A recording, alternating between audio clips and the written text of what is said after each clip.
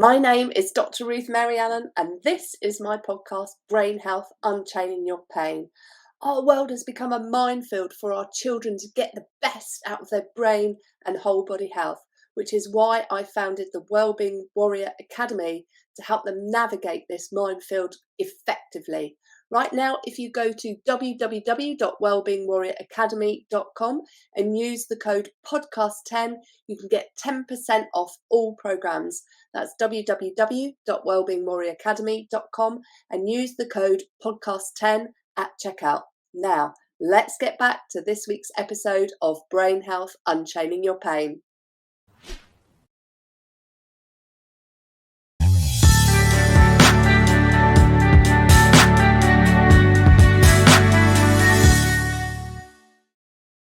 Welcome to the show, Brain Health Unchaining Your Pain. I am really looking forward to the conversation we're going to have today on the episode with the amazing Liz McConaghy. Welcome to the show, Liz. Hi, Ruth. Thanks for having me. So for those that don't know Liz, she is, I think from reading her book, a little bit of a force to be reckoned with, but she's an Ex RAF Chinook Crewman. She served 17 years and did 2 deployments to Iraq and 10 to Afghanistan. She suffered from PTSD and in 2020 tried to end her life. She's recently released her book, Chinook Crew Chick, The Highs and Lows of Forces Life, from the longest serving female RAF Chinook Force crew member to help others with mental health struggles. So I'm really looking forward to diving into this because it's such an important topic, and it's really easy, I know from being in the forces myself, to kind of brush problems that you may experience under the carpet, or maybe not feel that you can talk about them in as open a way as perhaps needs to. So I'm really looking forward to having this conversation, and really thank you so much for writing that book because I've really enjoyed reading it as well. Oh, that's great to hear. It's a bit of a mouthful, isn't it, the title, but you've done so well. So before we start, I'd love to know what you're passionate about in life right now. So I think my main passion and purpose right now is giving back, giving back to others and certainly helping others with their mental health from my story and the struggles I went through. Yeah. And I think that's really important because it's sometimes really hard for people, isn't it, to share their story? Yeah, absolutely. Actually, it's quite traumatic. And the more I'm sharing, the more I'm getting from people. So it's actually not just a cathartic exercise, but it's been really good in terms of opening those conversations. Yeah, I think that's great actually, because sometimes we think that we're like, sometimes you think you're the only person that's in the boat, when you've experienced a trauma or a series of traumas.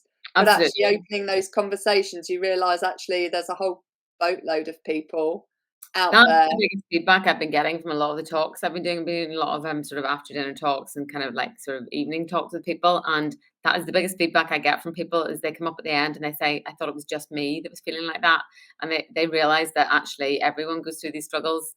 So it's been really good for that. Yeah, I love that. And before we dive into your story, I'd love to know for you, what does optimal brain health mean for you personally in the context of your life's journey?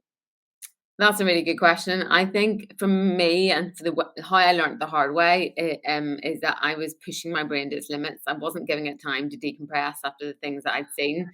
And felt like I was just on a treadmill all the time with it, just constantly busy, constantly burying my head in the sand.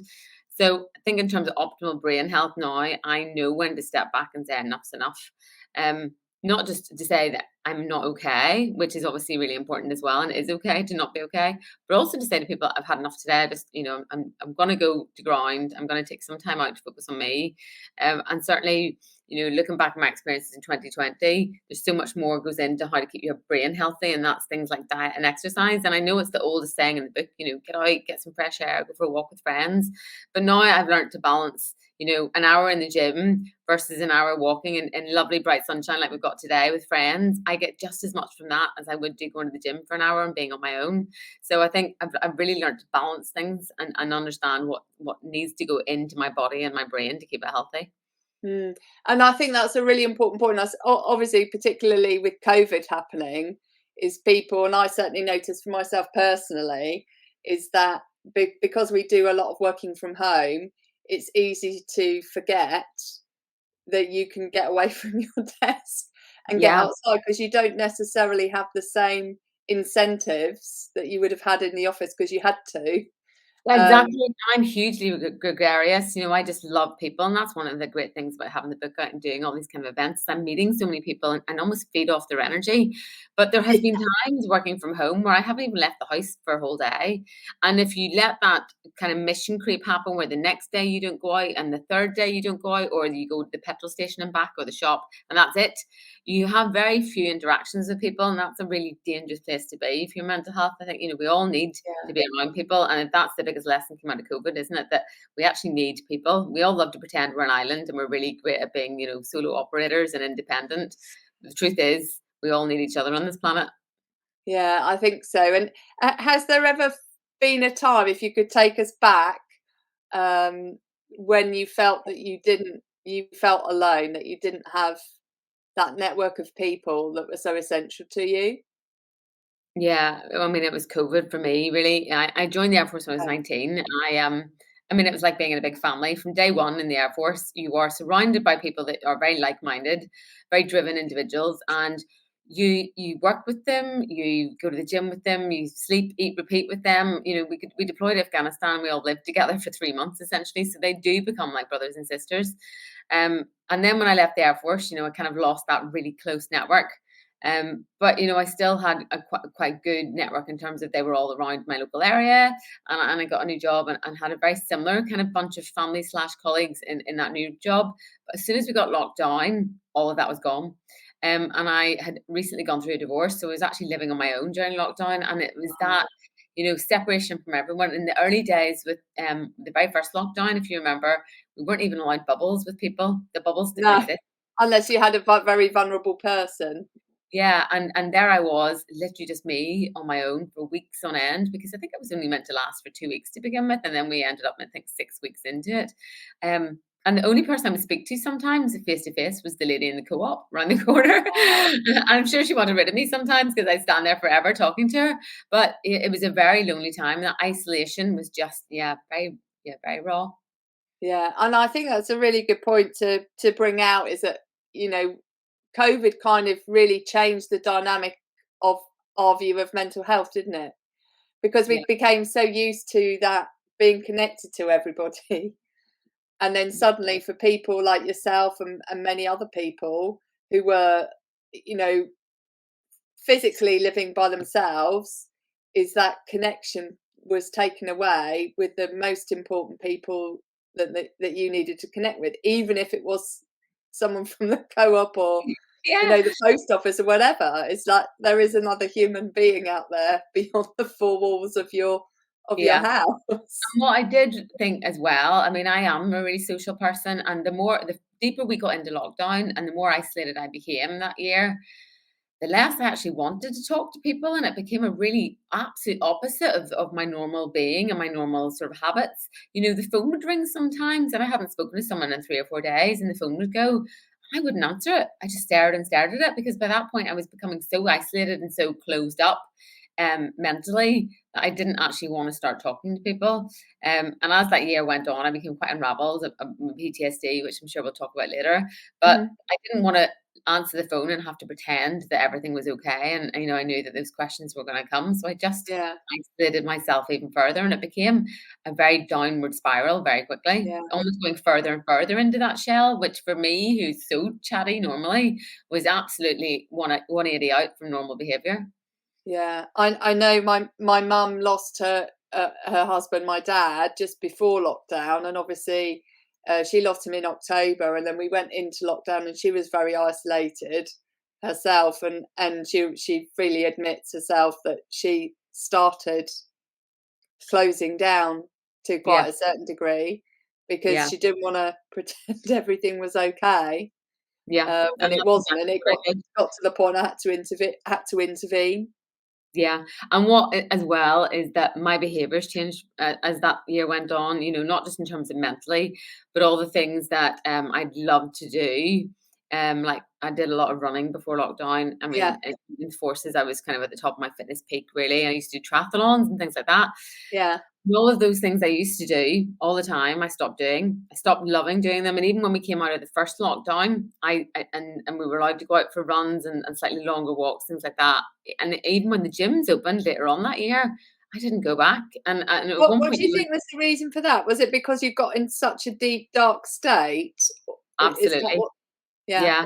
And, at one point in my life, you would have had to literally, put a rope around me to keep me out of the gym. I was just always in there all the time. And I couldn't just bring myself to go. On some days, I would, get dressed into my cycling gear and I'd stand and look at my bike in the hallway and just will myself to go out on it. And I just couldn't. And then it was, all the kit off back to bed until 3 o'clock in the afternoon. And it was like there was a mental block in my brain that just wouldn't let me over that hurdle to get out the door.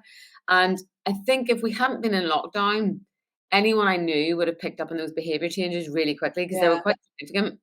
And no one did because we were in lockdown, and it was so easy to cover them up in terms of, I mean, I knew I was rapidly changing my behavior and my yeah. routine. I'd gone from a very clean diet and living really healthy to suddenly just binging on sugar to try and lift my mood. And but when people called me, how are you getting on, Liz? Because a few people suspected there was something going on. I would, classically go, oh, just back in from a run, or yeah, I'm just finishing my salad, those kind of things, and just completely Was cover it that up. the truth, or were you just like fibbing? No, absolutely lying, just so that nobody suspected there was something wrong.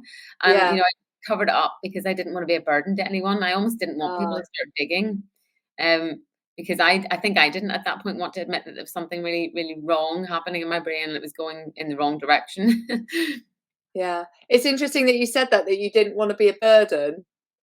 Yeah, I've said that in a few interviews I've done really since the book came out, and I think because I was the only female doing my job for quite a long time in the forces, and I've always made a very strong point of saying that I was never singled out to be, the weaker sex, and was always made to be one of the team. Very much so, we were just a big gang together getting on with the job. And I think, like many people, sometimes, it doesn't take somebody else to make you feel like that. It's an imposed pressure that we put on ourselves from Yeah, inside. And I very much didn't want to be the burden in my job in the Air Force as a crewman. I didn't want to be the girl around the back of the tent crying at the end of a hard day in Afghanistan. And I certainly didn't yeah, want to be the physically the weak one either. So I always kept yeah. my fitness in top peak. Um, but that not wanting to be a burden is something that, I still, I think, carry with me today. And it's a very bad mindset to have. But sometimes it's not other people that make you feel like that. It's yourself. You internalize that pressure. So I didn't want to call any of my friends and even some of my civilian friends by this point because I thought, well, we've all got something going on. Everyone's Mhm. got something going on in lockdown. Nobody needs my problems on top of that, and nobody needs to look after me. So yeah, it was very much, that word burden was just, like a big flashing red light above my head. And don't be that person. And it's interesting you say that because obviously, as you took on all of the trauma and the deep, the dark, depressive state that you were going into, you actually created more of a burden, Yeah. if that makes sense, by not talking. Yeah, it Uh, became like a dark cloud, I know yeah, people talk about the black dog that follows them around, but it felt like this blackness that just I couldn't get away yeah, from, and even when I had the odd and what I did notice is that it kind of festered the black cloud arrived very, very quickly, in the space of a couple of months really over lockdown, and I just couldn't get out from under it. The odd day I would pull myself out and I'd go for uh-huh, a run, go for a walk with friends, and I'd come back buzzing. I'd have a Sunday out with the girls and been walking for miles and feel really good about myself and think, right, that's it. I'm starting to dig out of the tunnel here. I'm starting to dig my way out or climb out of this hole. And yeah, a day later, I'll be back in it. And uh-huh, that's where, the dark days outweighed the good days. And, having now come out the other side of that through all my PTSD counseling, it almost was a reverse process coming out the other side. I had, slightly more good days than bad days, but I still had bad days. And yeah, I equate it to like surfing. I can't surf, but it's the nearest thing I can equate it to in that I was very much drowning during lockdown. And as I sort of started to come out the other side of that, I was able to, I guess, stay on the surfboard for a little bit longer. But every so yeah, often, a big wave would come and just knock me off. And I spent a yeah, long time. I think all of us want answers for when something happens. We all try to look for the reason why, don't we? And especially yeah, something like PTSD and someone who's ex-military. Every time I had a bad day again or a bad few days, I would try and look for why. I had to know why had this happened. Was it something I'd watched on TV that triggered me? Was it a phone call from a friend? Was it something I'd eaten? Sugar? And I'd look for the trigger. And actually, the truth is, sometimes there's just a big wave, bigger than the rest of them, and it knocks you over for a few days or knocks you off your surfboard. But I got better and better at understanding that and getting back on the surfboard and then staying on the surfboard for longer and having more good days than bad days, to the point where, bad days are very, very, very, frequent and far between now. But it was a reverse process, and going into that black cloud, I started to have more and more dark days as lockdown went on. Yeah. I think it's a great analogy. I often use the wave as an analogy myself. It's like I always think that we're in an ocean of emotion. That's good. And the waves are emotional waves, and they either hit us and you go bongo sliding. If you're if you're surfing, you just get trashed by the wave, don't you? And you kind of feel like you're drowning in it because you can't swim and you're just tumbling and tumbling in this wave. But eventually, like you say, you learn to either take your surfboard and dive beneath it and pop out the other side, and you're okay because the wave has passed and it just dissipates in with its own energy into shore. Or you go, do you know, I want to ride this wave. I've got this. It's okay if it's a negative emotion. It's okay if it's okay to ride anger and ride it to shore. But I know that I can control that wave and use it to my advantage and not be crushed by it, or not, go bongo sliding or get trashed by it. And it takes lots of practice.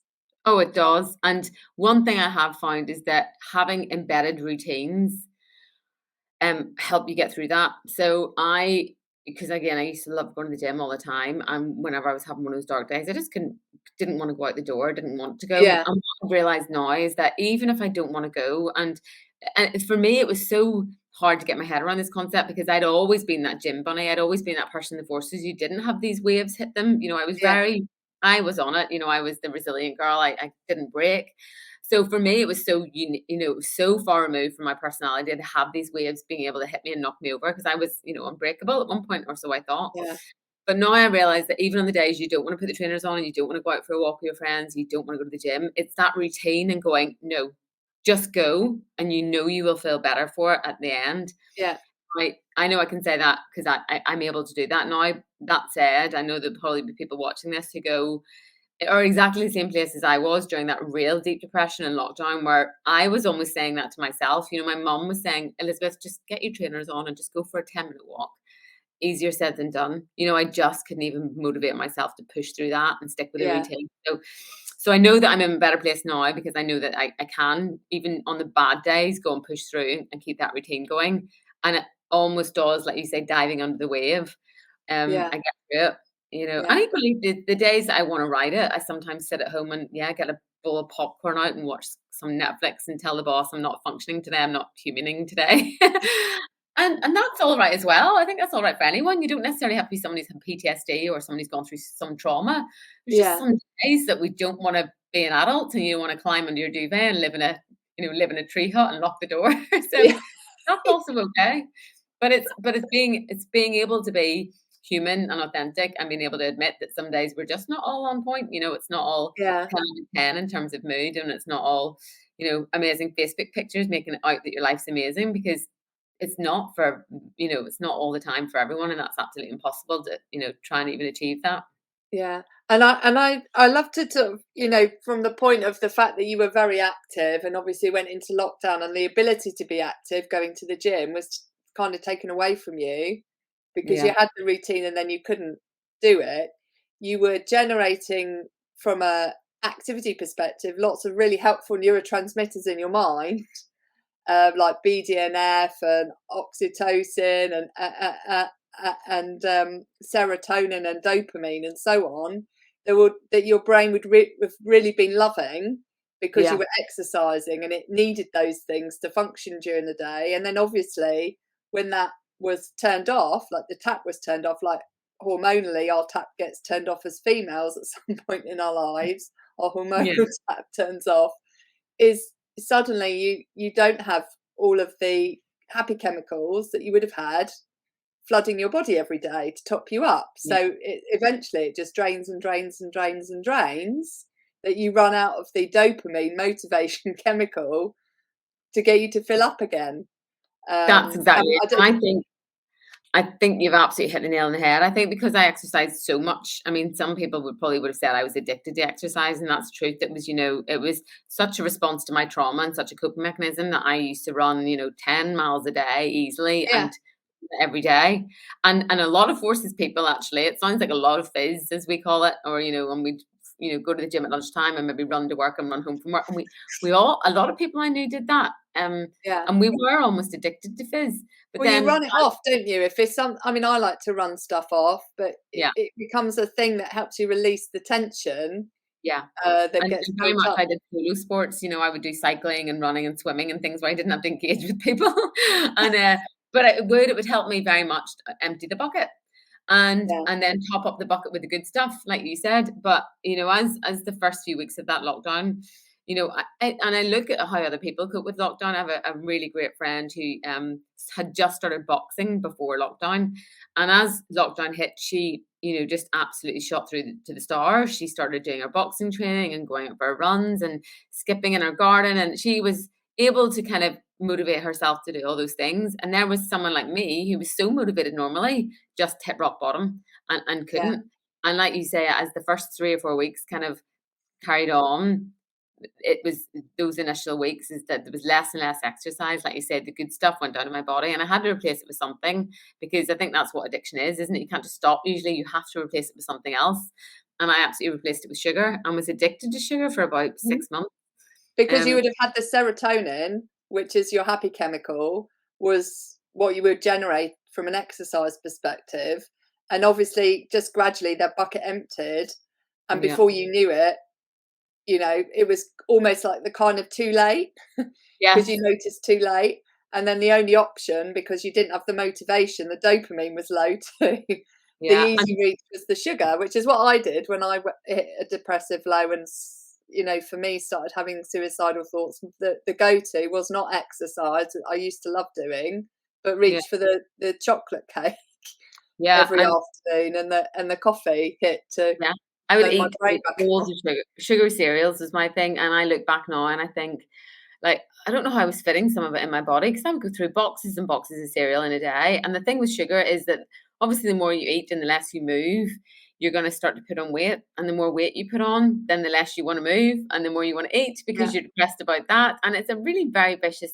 circle. And I know I went through from being, about 9 stone fighting weight and a real slick runner at the start of lockdown to being 11.5 stone when I came out of lockdown. And yeah, I know a lot of people put on weight during lockdown, and I can absolutely see why, because we were all almost trying to, just replace all the stuff of like seeing friends and socializing with something else.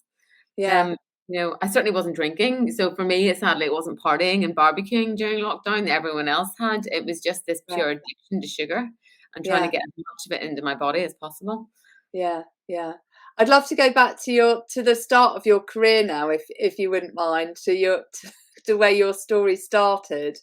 Um, could you take us a little bit on a whirlwind tour of your journey? Because I know you started in the careers office, or certainly you picked up a magazine Yeah. and noticed this picture on the front. Yeah, so my brother was joining the army, and when he went to join the army, I went along with him to a place called Palace Barracks back in Northern Ireland. So off he went to do his exam, and there was a magazine on the table in the waiting room that had a guy hanging out the side of a helicopter on what I thought was a rope. So I asked the chap in the office who was in uniform. I said, "What's this job? This guy on the rope and the helicopter?" And he said, "Well, it's a wire for starters, not a rope, and the job title is helicopter crewman." And I was just sold. I remember looking at that magazine and just thinking, I just want to be that person. And I didn't really know much about what the job was to begin with, but I was just like sold. I just want to look that cool. So I did a few interviews back home in Northern Ireland, got accepted to go across, and found myself arriving at RAF Cromwell at age 19 to join up. So I kind of whizzed through training really quickly. I was very lucky, got posted to Chinooks, which is all I ever wanted to fly on, because my job as a crewman is very much the eyes and the ears of the pilot, and Yeah. putting the internal loads inside, and all the anything that doesn't fit inside we put underneath on the hooks. And it's the biggest helicopter that the British forces operate, and you can fit the most inside it. So I thought, well, Including your mini. yes, exactly, including the mini. So which I took home one weekend when we were flying from Northern Ireland. But, if you're going to do a job, do the best, the biggest and the best one. So I wanted Chinooks, and I was very lucky I got them, and arrived at Odium when I was 20 and had my 21st birthday on the Chinook school there. And I was in Iraq at 21. I was the youngest air crew to go to Iraq. Wow. Yeah. And the only female at the time on the wing who was a crewman. I mean, there was a few girls ahead of me who didn't stay for too long. They went off to have families and change jobs into other trades, but I was the only one. So it was a bit of a baptism of fire. It was a steep learning curve, and there was nowhere to hide because, it was just me, the little blonde girl from Northern Ireland. If I messed up, everyone knew. So yeah, it was quite interesting. But what I loved about your story is, even though you were the only woman, you were just part of the crew. Yeah, it was like having loads of big brothers. They were amazing. And they all seemed to look after you and pull funnies on you, just like everybody would. Just one of the gang. And I've always said, if women in those kind of niche roles, if we think we deserve a medal for doing them, then it's almost like admitting that you're not capable of doing them in the first place. The best testament for equality is, just getting your head down and getting on with the job. You don't need a fanfare to shout about it. Just do the job and do it, do it well. And you will always get the respect of the lads if you do that. If you don't shout about how great you are, that, one of the phrases I absolutely hate the most is, anything a man can do, I can do better. It's like, well, that's not what it's about. It's just do the job as best you can. So I think that's really important, actually, because when we try to be great like that, we're kind of diminishing the men's capability, and that's almost saying that they're less than just because of our gender, which is, like you say, not what it should be. You're part of the crew. It's part of the team, aren't you? Yeah, and doesn't matter what gender preference or gender you are.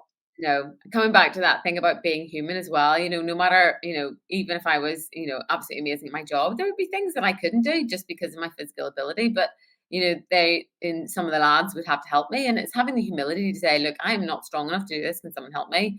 But equally, there was things we'd be doing in the back of the aircraft, like when we fitted some of the vehicles inside, and the lads couldn't shimmy underneath to attach the stops because they were just too large or too tall sometimes, or their hands were too big to get into the fiddly parts. And I was able to do that. So it's just the case of play to your strengths and use your strengths to strengthen the team rather than, trying to, a team isn't about each other competing. A team is all driving together in the same direction. So, it was very much teamwork the whole way through. Yeah. And I know your experience in Iraq was quite different to what you experienced in Afghanistan, but you kind of had your first dice with death, didn't you, in the Chinook when it got stuck in some wires that weren't shown on the map. Yeah, that was very early on in my Afghan deployment. So yeah, Iraq was a bit playground for me in terms of whenever I went there, the war fighting had finished. So I went there with the Chinook fleet and we were doing a thing called routine tasking. So that was moving a lot of the troops and the freight around the area. But we didn't get shot at very, very often. And a lot of the landing sites we go into had either been rocketed or mortared the week before, but it was absolutely made safe before we would go in.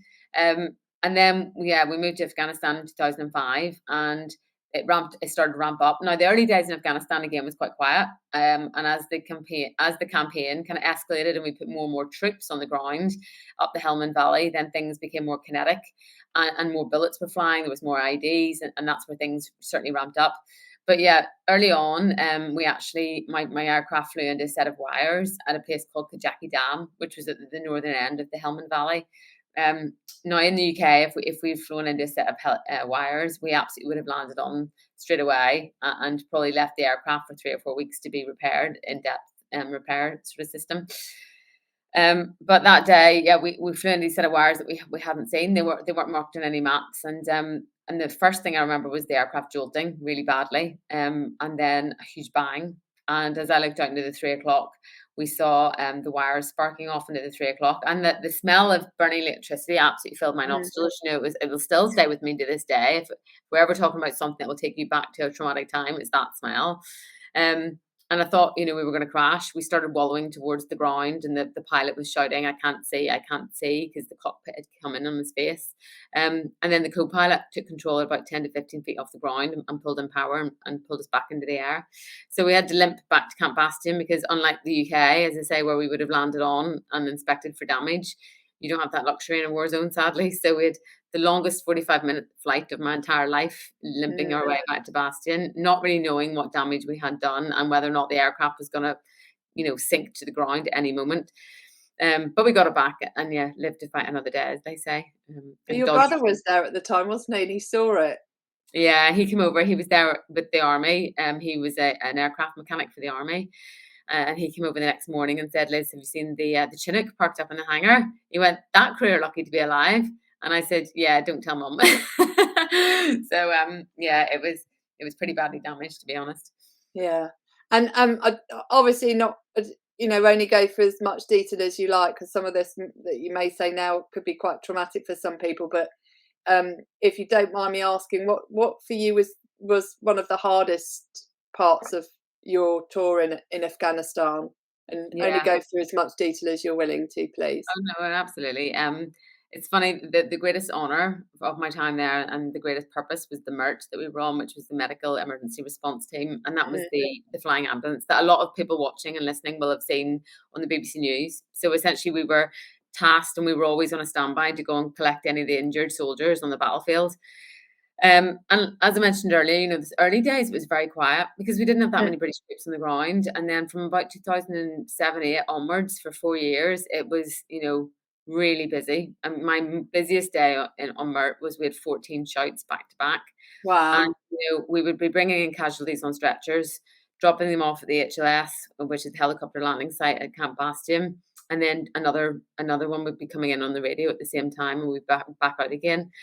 And some of the things we were picking up, I've seen some troops take their last breath at my feet on the back of the aircraft. And I've also seen some troops be brought back to life in the back of the aircraft. The medics were just so amazing that we flew with. At one point, Afghanistan was the only place in the world where you could survive a non-survivable injury, which is a huge testament to them and the things they were able to do. And what was essentially a flying surgical unit. Yeah. But the in-between sort of side of that was some of the casualties and their injuries that we'd pick up, limbs and torsos. I remember my very last MERT shout in Afghanistan, we picked up an American who'd been killed and I was handed his foot in a clear plastic bag. And at that point, I was so immune to the trauma and so just zoned out mentally. I'd normalized it so much almost that this didn't even affect me. I took the bag off him and set the bag down on the floor and it was just, crack on with the day back to Camp Bastion.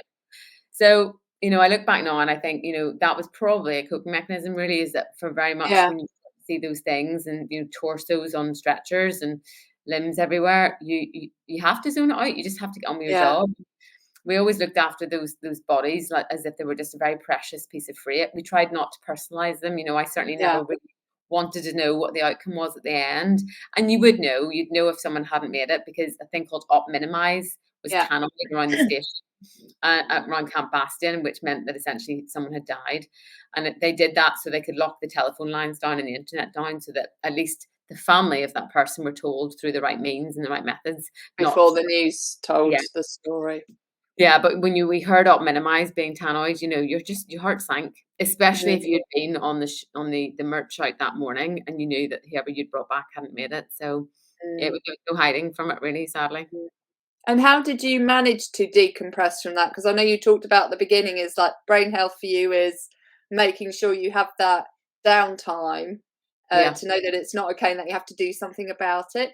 Did you have that opportunity? Obviously, it was a very busy time, but did you feel that you had that opportunity to decompress? Or I didn't, and that's where I think it caught up with me many years after. I mean, I just essentially kept on the treadmill, just kept going.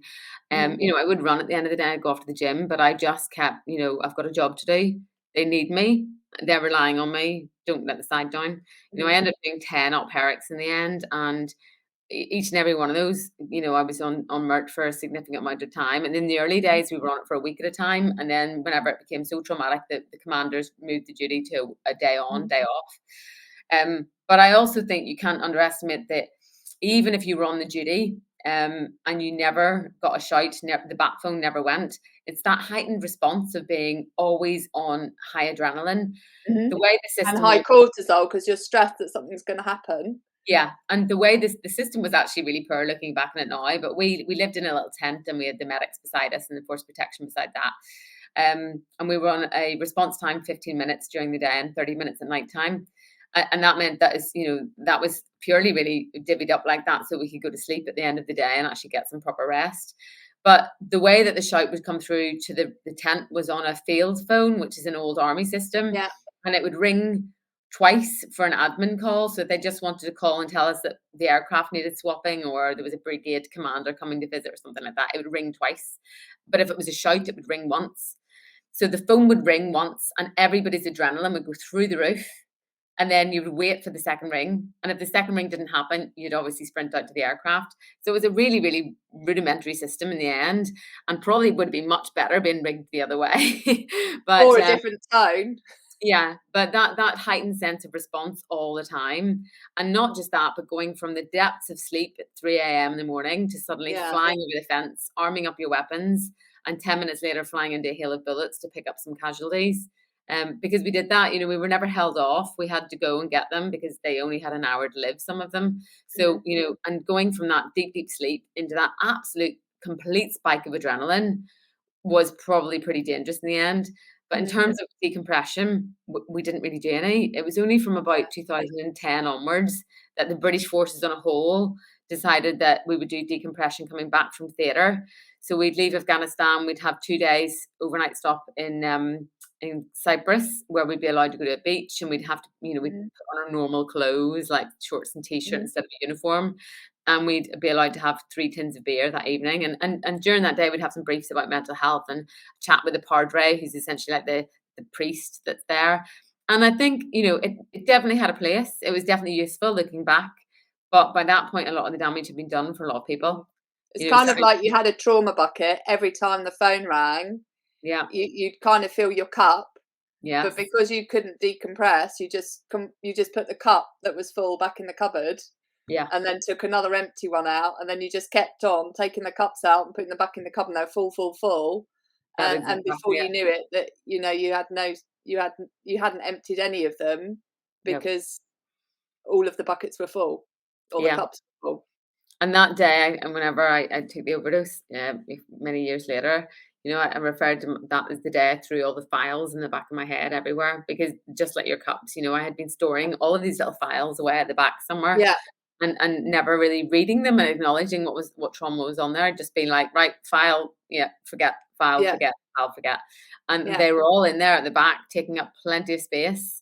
But I thought I'd stored them so deeply that I would never need to have a look at them or access them again. And then that day they just went everywhere. Yeah, because your cabinet was full. Yeah. And so they had to be taken out. Yeah. And would you just mind sharing how that manifested, to the point where you tried to take your life? Yeah, it was about a 4-month spiral. I look back now, I think, so we went into lockdown in March in 2020.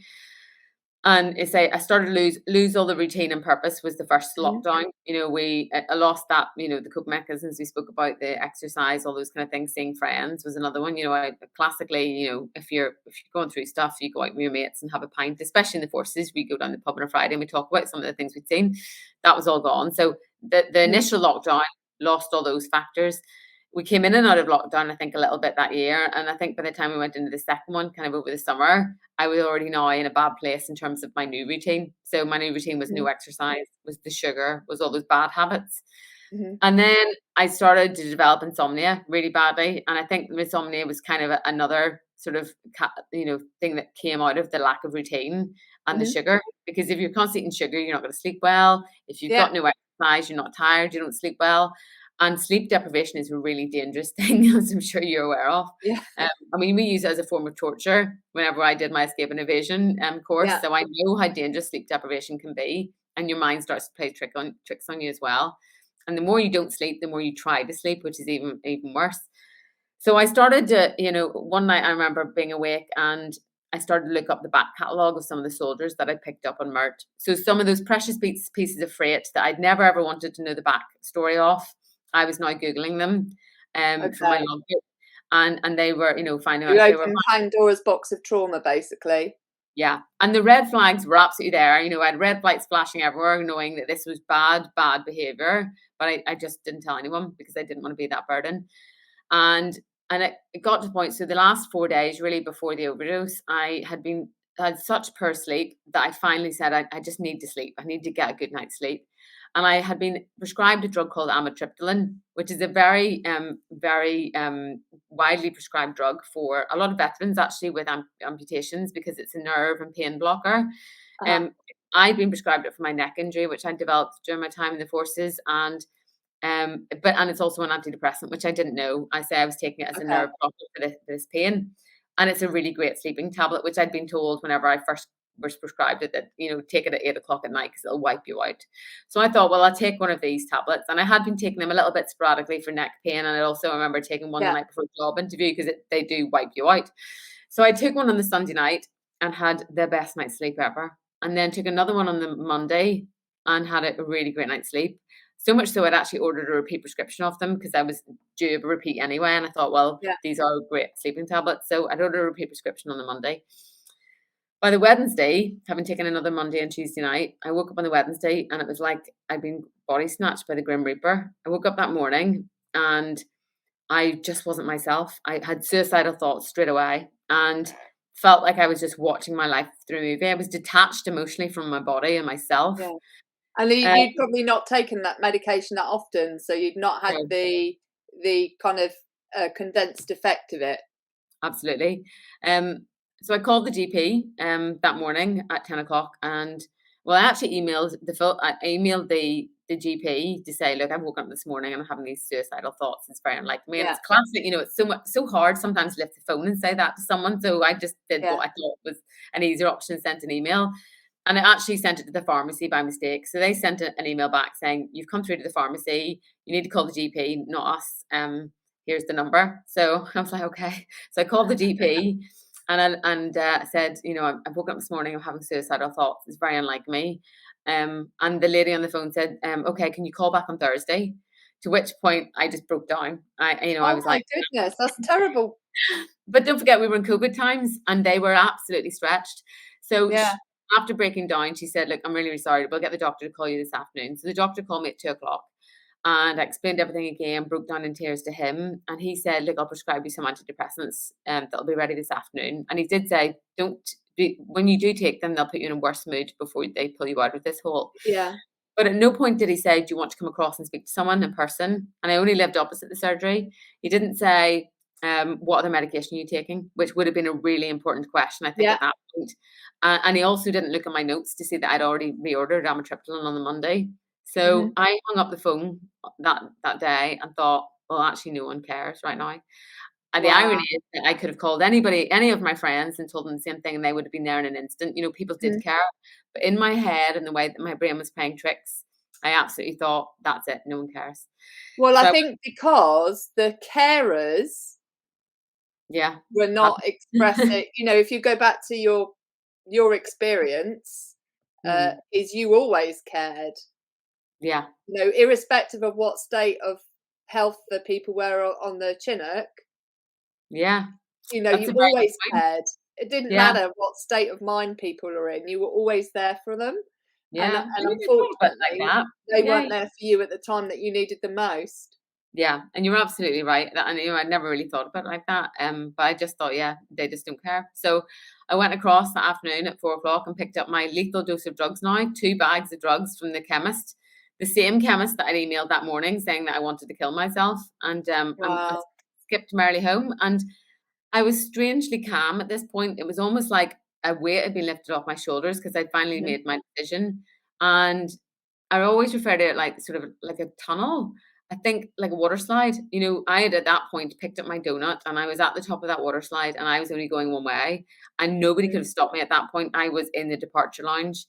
You know, I remember saying to someone, even if Brad Pitt or, you know, David Craig or Daniel Craig had come around that night for dinner, I still would have found a way to do what I was going to do. And that was something that coming out the other side of suicide is my parents and my friends and family have all said, you know, Liz, why didn't you reach out for help? And I was like, because at that point I was already emotionally gone.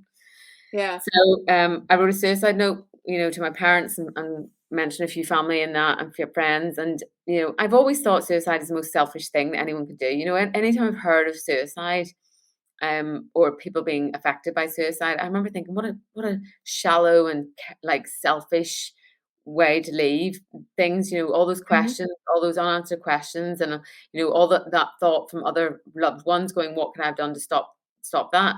And yet here I was doing exactly that. Writing my suicide note, and without an emotion in sight, not a tear was shed the whole day. Which just kind of, again, it backs up how emotionally detached I was from my own mood and my own self at that point. But yeah, I was absolutely in that departure lounge, and then I had dinner, tidied the flat that I lived in, had a shower, and did my hair and makeup to look pretty, and then at midnight sat on the side of the bed and took 95 amitriptyline Wow. and went to sleep. Don't remember anything after that. So, by the very nature of the fact I'm now sat on a screen talking to you means that I did obviously survive, and I didn't know how. I woke up 2 days later, and I opened my eyes and was in a hospital bed, and I had an incubation tube down my throat. And the clock at the end of the bed said 6:30, and I thought it was 6:30 the next morning, and it wasn't. It was actually 2 days later, and I'd been on life support for 2 days. But I remember Wow. the feeling of breathing, like I couldn't breathe. I felt like I was drowning with this tube down my throat. And I Mhm. remember clutching at it and trying to pull it out. The doctors eventually put me back to sleep and brought me around again. But my overwhelming emotion was, I don't want to die. I thought I was drowning, thought I was dying, and I Mhm. didn't want to die. And it's so weird looking back now at how, 48 hours before that was all I'd wanted to do. Yet here I was absolutely fighting for my life. So eventually the tube came out. The doctors explained that I'd been brought in by an ambulance. And I still didn't really know how, who'd phoned the ambulance, who'd found me, that kind of thing. Mhm. And it wasn't until a couple of days later when I actually got out of hospital and was reunited with my phone. And I went through that with my best friend. And I'd actually called the Samaritans at 10 to 1 for 13 seconds. And then straight after that, had called 911. So I still don't know to this day if the Samaritans had said, you need to call the emergency services. Mhm. But I suspected they had it done, they would have said call 999, not 911. Either way, I called 911, and thankfully it did go through to the emergency services. And I was on the phone to the ambulance service for about 10 minutes, I think. So they must have come and found me. I thanked them a few Wow. weeks later. I said, because I know that COVID times they were so busy, so I wanted to thank them. And apparently, if I hadn't lived near the hospital, because you could see the hospital from my apartment, they said you probably wouldn't have made it. So I was a Wow. very lucky girl. But Very lucky. clearly, there's something in us that wants to survive. I Yeah. don't know what made me make that phone call. I don't remember it, but something made me make that phone call. Yeah. Yeah. And I want to take you back to, whether you think it's selfish. The suicide is kind of like the last resort to escape the pain you're in Yeah, I just wanted the because you've voice. run out of options. Yeah, I had a noisy head is probably how to describe it. My head just wouldn't stop. Yeah. The insomnia, every time I put my head on the pillow to try and sleep, these random thoughts would go through my head, and I couldn't pin them down. It wasn't Mhm. like, when you're worried about a job interview, or you're worried about your paying your mortgage. There wasn't a thread to the thoughts. It was just thoughts all the time. And I'd Just done loads. Yeah.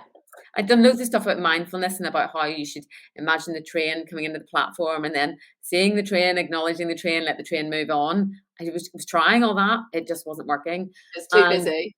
yeah. And High the speed things trains that going here, there, and everywhere. yeah, there's some of the things I was thinking was I was going through the gun drills, the stoppage drills that we used to have on Yeah. the aircraft, some emergency procedure, things I would never need to know again. And yet Yeah. they were But you open just, that Pandora's box and, all of the memories that you put in your cabinet yeah. And were taking I you just back to wanted the try and noise. reprocess them. Yeah. But So you obviously didn't have the skills at the time, which is completely understandable, to yeah. to to file them and Yeah. work through them one by one because you just open the whole box. Yeah. And I look back and find it really fascinating to kind of, talk with someone like yourself about, in terms of, no point that day did I consider, finding a gun and shooting myself, or jumping off a bridge, or doing anything. Ironically, I didn't want to do anything that would hurt, but I Yeah, wanted to die. And, obviously the outcome is still the same, but I just wanted to go to sleep, and go to sleep forever and not wake up. yeah, And I wonder if we're maybe predisposed to do that as males versus females, or if there's a certain way you're brought up, or things you're exposed to that make you already predisposed to how you're going to think about that. I do yeah. find it fascinating, but yeah, certainly that day, I didn't want to do anything that was as brutal as hanging myself or jumping Sure. off.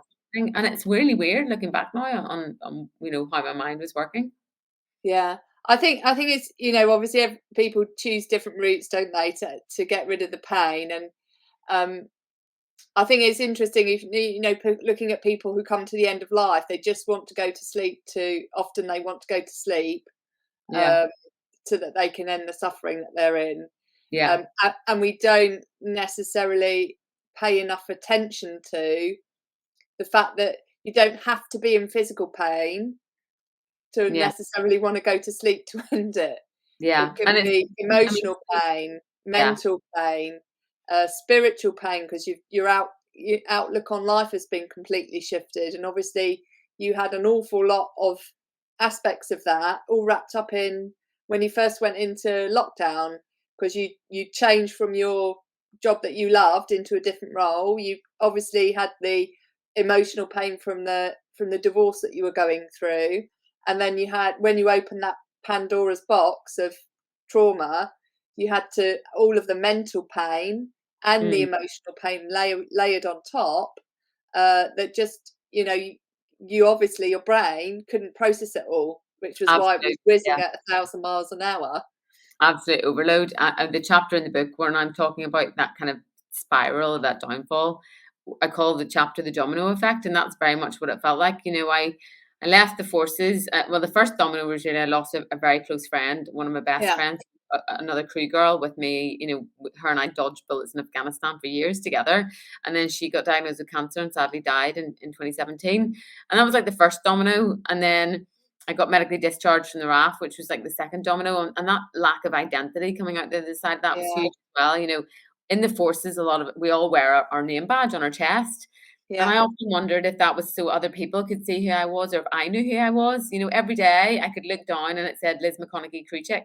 And I knew that that's who I was. And suddenly I wasn't wearing that anymore and I didn't really know who yeah, I was. And then I went through a messy divorce, and then we had lockdown. So it was almost a catalogue of bad, just one kidney punch after another kidney punch that kind of got me to that point. So like you say, I think my brain was just sick of taking a bashing by that point. yeah. And they Yeah, were all separately, different types of pain, because you had just, as I mentioned, the spiritual pain of losing your identity yeah, from changing your job role, because you'll have had all of your identity tied into what you were doing for 17 years. yeah. And that And can be 17 a years huge for thing your for child as people. well. Yeah, I mean, I can't underestimate the fact that I went in straight from school. I'd never had an Yeah, other identity. It was just, straight out of A level, straight into that uniform. So my entire working life, my entire adult life, really at that point had been that person. And, yeah. and for me, I And was the just, family associated with it as well, all that social connection that you talked about, so important at the beginning. yeah, yeah, You kind of feel that you're losing because you become, you're not part of that direct social community that you're so used to tapping into. yeah. I felt invisible. And and the weird thing is that all of my friends were there for me. I wasn't invisible. I could have picked up the phone to any single one of them and they would have dropped anything from the other side of the world to come and make sure I was okay. But Yeah, all I had to do was make that phone call. And that's what I've learned coming out the other side of this is that I wore the word resilience, like I mentioned that word earlier. I wore it on my, like a badge of honor for my career. I remember having it written in a lot of my reports, as I went through my career, your promotion reports. Liz McConaghy is so resilient, and Sergeant McConaghy is so resilient, Flight Sergeant McConaghy is so resilient. And I misunderstood what that word was. I thought that word meant unbreakable. And I kept trying yeah, to be more and more resilient. But because I'd misunderstood what the word meant in the first place, I was just trying to be more and more unbreakable. When asked to go and volunteer for an extra deployment, yes, I'll do that. I can do anything. I'm okay. yeah, And, and taking on other people's pain as well. When one of the lads was feeling a bit down after a bad merch shot, I'd be like, come on and get a coffee. I'd put my arms around them and try and look after them. And because I was unbreakable. And what I've learned the hard way, sort of coming through my counselling, is that it's really okay. Resilience means being able to break and come back stronger. Being able to learn from your mistakes and add them to you like armor coming out the other side yeah, of that. So now I'm absolutely, when I have my bad days, I'm so authentic with it. I tell people I'm just not having a good day today. Don't know why. mm, I wish I'd made those kind of calls and those phone calls and had those conversations before I'd got to that stage. It could have been such a different outcome that day. I might have not survived and might not be here to tell the tale. So anyone I ever speak to now when I'm talking about mental health, I absolutely say that, because don't get to the point where you're in that departure lounge and it's too late and you've mentally checked out of your body. Yeah. When you start to see the red flags, just allow yourself to be human.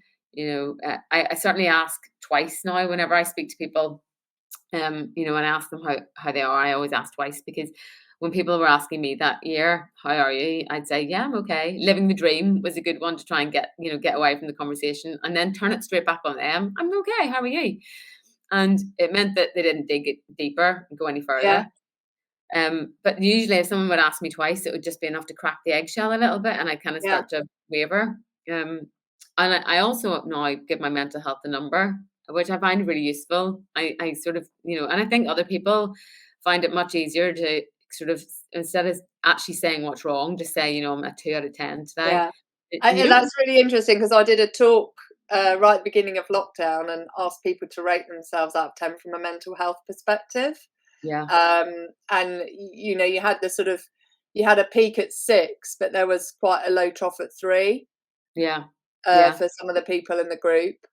Yeah, and for me, it not only tells other people that I'm either having a good day, bad day, or somewhere in between, but if I know that I'm constantly saying the word or the number 3, and I've been saying that for a few weeks now, I can now pick up the trend myself. I'm just aware of that number. It's now I'm saying the word 3 more often, and I'm not saying, yeah, I'm not having a great day. That doesn't seem to register as much in my brain as saying a number. So if I can say a number, then it means I can just keep track of my own mental health a little bit better, and kind of try and dig it out of that place if I need to a wee bit quicker. So I absolutely say to people, give your mental health a number. Try and get everyone that I speak to now to sort of do that. So I can consistently getting asked in the gym, what number are we today, Liz? But another really good question to ask, because I know sometimes there's a bit of a stigma, as you just mentioned, when people say you okay, is we naturally respond to yeah, I'm fine. Yeah. When we're absolutely not fine. Because often we feel that someone's pointing a pink finger at us as being faulty. So we don't want to acknowledge that we're faulty. So we just say it's fine, because it comes back to not wanting to be a burden. Yeah.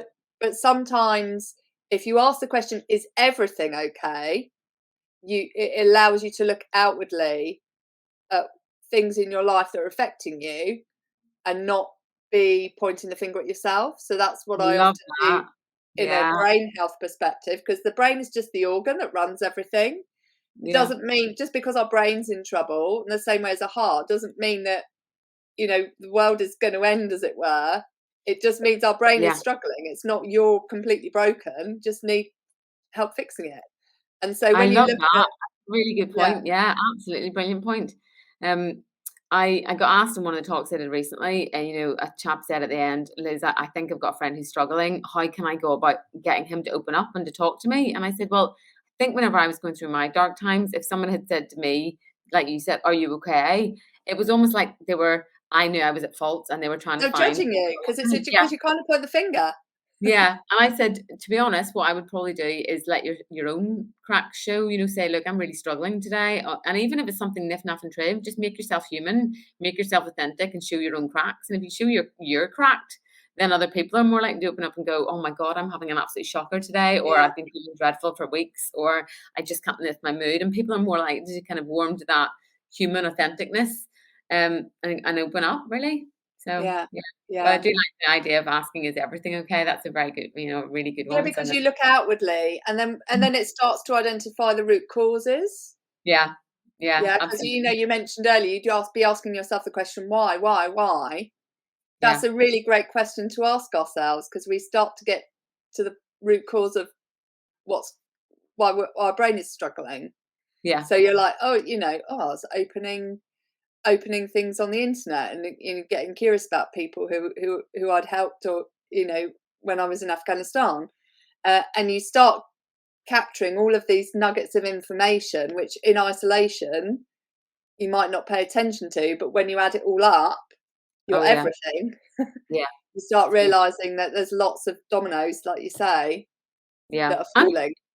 And we all have that, you don't need to be an ex-military person to be suffering from the domino effect in your life. It can be anything, and it can be even stuff that's not directly affecting you, but you feel the love for that thing, like, your kids struggling, and all those little things in life are just those external pressures. And, it's like the Jenga bucket. I used to call it the Jenga bucket of stress. We used to have a game whenever we were deployed that we would try and fit as much into the bin as possible. And whoever put the last thing on top of the bin when the bin overflowed would have to empty the bin. And it's almost like your brain, we fill it up and fill it up and fill it up right till it's at breaking point, instead of going, right, I need to start, just offloading a few bits and emptying it every so often. Yeah. Yeah. And you have to offload it to something or someone, don't you? Yeah. So if if your friends aren't the right people, thankfully you called the Samaritans because your mind was still, connected to make the right decisions. Thankfully, it was. Phone somebody. It doesn't have to be your friends, because the Samaritans are there to be that offload burden. Yeah, hugely. I mean, I don't even know how I found the number from the Samaritans, but obviously I had it somewhere. So, yeah. So I know we didn't get into the 5 pillars, and we're nearly on time, but we started with connection at the beginning, and I'd love to just quickly dive into that based on the conversation we had. Is what for you now, in the context of connection to yourself, is the most important value that guides you in life? Because I know you mentioned resilient was a really key word for you historically. What would you say it is for you now, having gone through this journey? I think I mean, for me, my biggest thing I've always needed in life is that sense of purpose, and having purpose. I think, if I can use what I went through and use my story to change people's lives, to absolutely turn people's lives around who are going through the same thing in PTSD, or I've got someone else close to them. I've had a few people who have reached out to me since the book came out and said that they've convinced their other halves to go and get help, having read my book. So it's not even directly affecting people, but it's those periphery of, loved ones around that. So for me, the connection to having a purpose is huge for me. And I think that's what gets me out of bed in the morning. That's what did for 17 years, get me up in the morning and going off to fly on the Chinook, was that sense of purpose. And that I think is what I really lost for the last 2 years. And I think it took, almost took the book to come out and hit the streets and my story to go out there. And then to start, I had a pregnant pause, I guess, where I thought, well, is anyone going to even want to read this? Or I never actually wrote the book to be published. I wrote it while I was going through all my lockdown PTSD counselling, in a very cathartic process. So the fact that it was even published and now people are actually reading it and getting something from it, that to me is purpose, and that's my main connection, I think, to why I'm on this planet. Yeah, I love that. And I think also important, like, people can sometimes make out purpose to be a huge big thing, but actually often it's living purposefully every day. Yeah. So doing something every day that brings you a sense of purpose. Yeah. And every day now, I mean, I'm getting a minimum of 5 or 6 messages from people just to say that I've helped them in some way. So I just want to keep snowballing that and keep spreading the word, really. Liz, I know this show is all about brain health, unchaining your pain. What one piece of advice would you give anybody who's struggling with trauma? Maybe they've been diagnosed with PTSD, they feel pretty isolated, and they feel that they're spiraling downhill. What would your piece of advice be? Talk about it early, just even, I mean, the day that I was having those thoughts and I went to pick up my drugs, I stopped at the local chip van and got fish and chips on the way home for tea, because I never used to eat fish and chips. And I thought, well, if I'm going to have a last supper, I should have fish and chips. And I look back now and think, I wish I'd just grabbed the man in the chip shop and said, help me. I want to go home and kill myself tonight. Just help me. And yes, it would have been a pretty random thing to do, but it might have worked. And I just think if you can just reach out and say, look, I need help, and be vulnerable, you will be surprised at how many people are willing to help you, because people in their inherent natural being want to help others. We're a good human being, a human society. We do want to help people. That's how we are. And even if it's someone who's not a friend, who's either a professional or just a random stranger, people want to help each other. So just be authentic and reach out for help. And what you will also find, not only that people want to help you, but you'll probably help other people in a way. And that's what I've found, is the more I've reached out for help and the more I've asked for it, the more I'm kind of getting back from other people who, also have needed that help. So yeah. It's kind of like putting into the bank of giving, isn't it? Yeah, Yeah, it really is. you So get it back. yeah, That's so great advice, and I think, going back to your point where you reached out to the healthcare system and you didn't feel like you got the help, is yeah, don't let that be your last call for no, help. and there are numbers Keep out there. asking. Yeah, there are numbers out there you can text as well, because I think actually making just saying the words. I mean, I found it very difficult after I, taking the overdose to even say those words to people, and even just before I even got to that point, just uttering the words "I need help" out of my throat was so hard. And I remember Yeah, the first call I had to make when I came out of hospital was 4 days later. I had to call the Veterans Gateway to kind of explain to them who I was, give them my service number, and kind of go into the veterans healthcare system to get help with yeah, combat stress and all those people. But just spitting it out there, lovely Welshman answers the phone. Hi, I'm such and such. How can I help you? I mean, to say I'm Liz and I tried to end my life and I need help.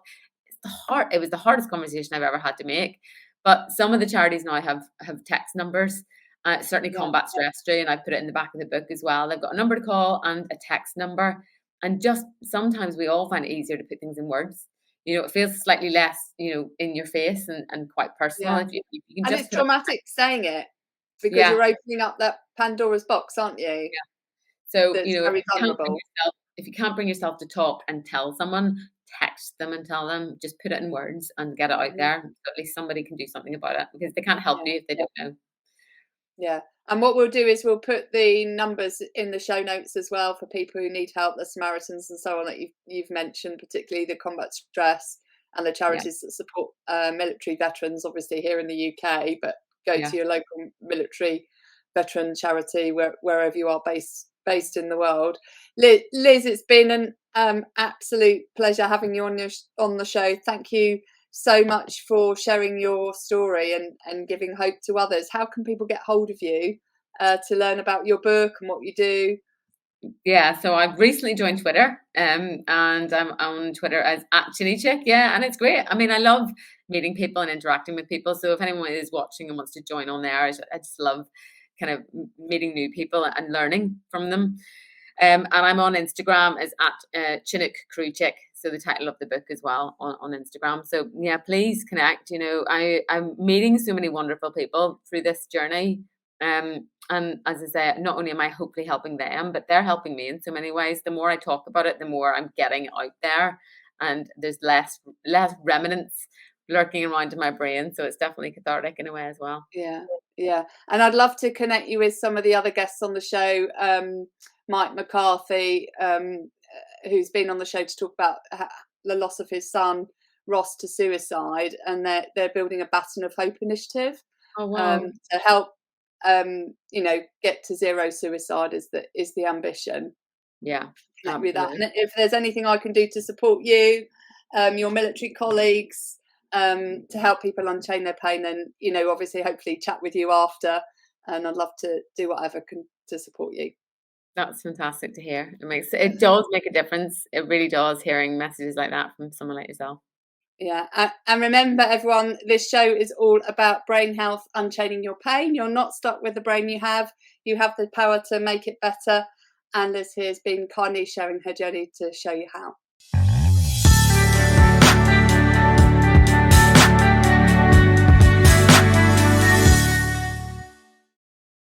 I really hope you enjoyed that conversation. Thank you so much for listening.